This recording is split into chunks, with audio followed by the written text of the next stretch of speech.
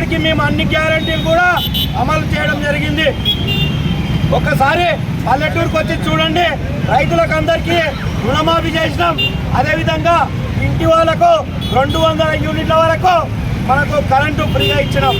మహిళలకు ఉచిత బస్సు ఇచ్చినాం.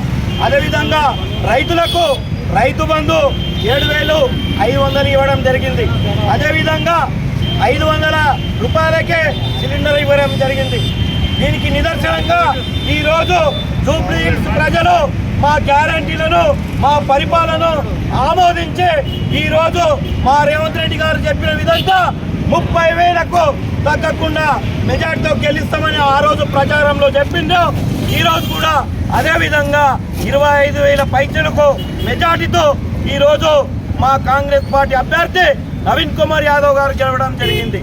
దీనికి నిదర్శనం, ప్రజాపాలనకు నిదర్శనం ఇదని కోరుకుంటూ ముగిస్తున్నాను. జై కాంగ్రెస్!